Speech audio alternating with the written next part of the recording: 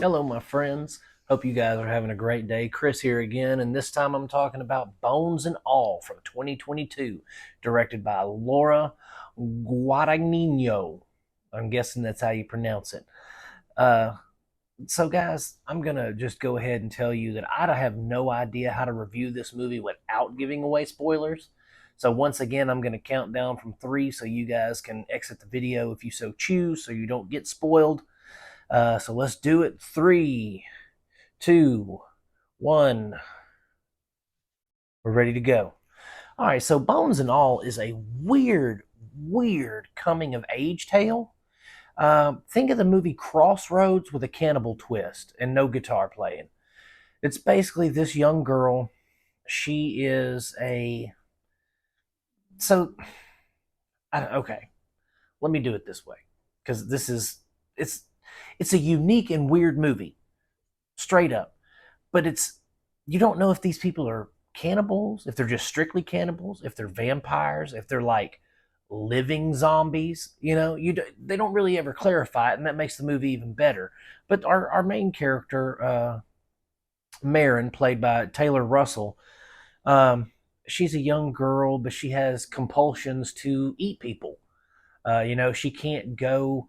She can't go to sleepovers. She can't go to like summer camps and stuff like that because she has this insatiable hunger that she just smells people, and she can smell people who also eat flesh from like a mile away.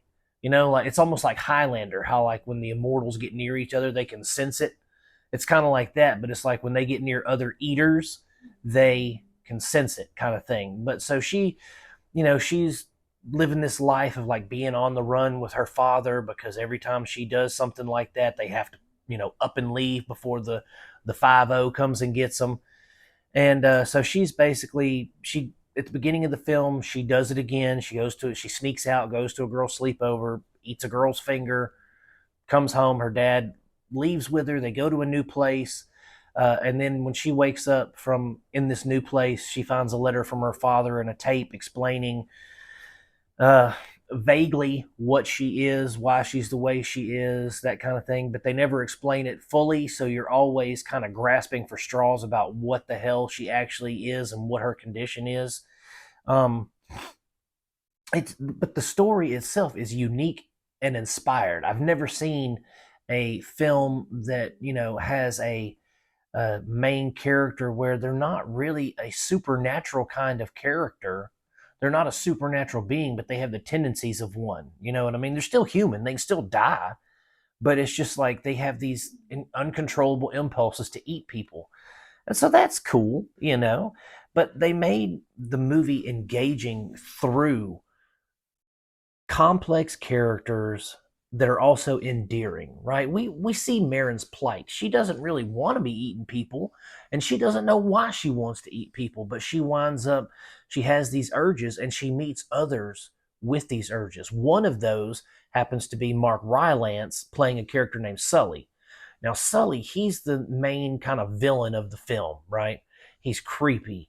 He's unsettling. Mark Rylance is absolutely one of the best actors, of the current generation. Even though he's an older gentleman, his portrayal of this creepy other eater is great. He kills people to eat, even though he's like, Sully don't kill nobody. Sully don't kill nobody. We find them when they on their deathbed and we eat them that way. It's like because he's a Southern guy and he sounds a little bit mentally handicapped as well. He's a little slow, but his chemistry with Taylor Russell is captivating because he's one of the first people she meets when she goes on the run, and when he meets her, he's like, "Girl, I can smell you from a mile away." He's like, "Why don't you come with me?" And he takes her to this house, and they wind up eating this old lady who's dead on the floor, and ever since then he like is stalking her through the whole movie. He like follows her from town to town. He tells her how much, he's like, I dried off with you, which means he cleaned his blood off and he was in his tighty whities and wife beater. And he's like, I dried off with you, girl. How you gonna tell me you don't want to be with me? He loses his mind, and but it's creepy and it's unsettling and it's perfect for this movie. He adds another layer of intrigue and captivation. You know what I mean? Um, and I love how they don't really explain what eaters are. I mean, we just know, like I said earlier, that they just have these uncontrollable urges to eat human flesh. And the thing is, it's not like they need the human flesh to survive. I just hit my microphone, I think.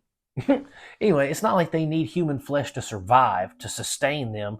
They need human flesh is just like a pleasure thing, almost like orgasmic, you know, because they eat fried chicken, they eat, hamburgers and French fries and all that kind of stuff throughout the film, but it's like they don't get satiated unless they eat human flesh, and it's so weird, but I loved it.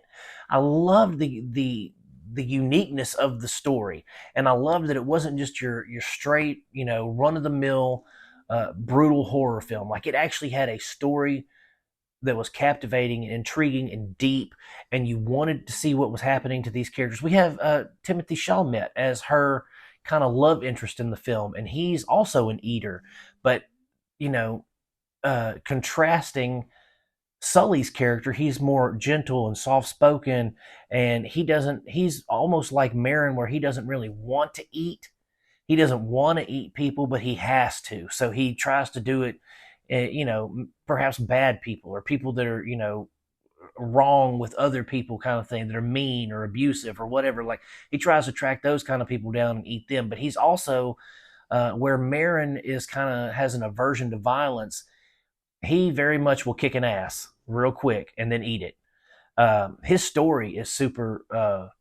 It's cliche, but it's also a very interesting take on that story. His father was a deadbeat, beat him and his sister.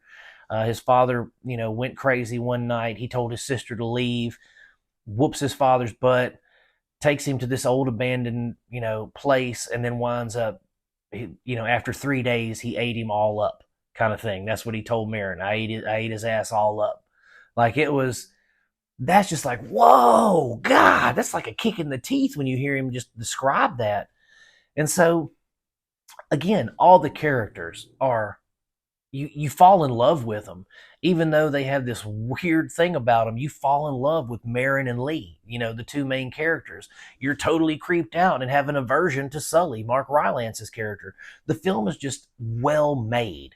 We've got beautiful cinematography. The score accentuates the scenes. The direction is beautiful. It captures emotion well. And the scene compositions are great. Just some of the dynamic camera angles they use and stuff is pretty good. Overall, I thought this was an excellent movie, guys. Like, I'd probably give it 4 stars, honestly, if I'm being honest. It was a 4-star film just because I know I've said it 100 times in this review. It was unique. It was unique and original, and it's one of and it was, but it was like weird, unique, and original. And I'm all for a movie that's a mind screw, And this isn't really a mind screw, but it definitely makes you think and go, what is going on? It keeps you invested and engaged, again, for the 100th time. 4-star movie, guys. It's streaming on Prime right now if you want to go check it out. Okay, I definitely recommend you do, because it'll be an experience for sure. But yeah, 4 stars, streaming on Prime. You guys check it out. It's well worth your time.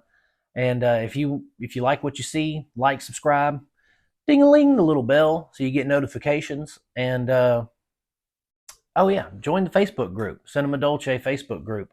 Go over there and participate in conversations and whatnot. We're always looking for new members. And as always, guys, I'm going to keep making them as long as you keep watching them. God bless. I love you, and have a great day.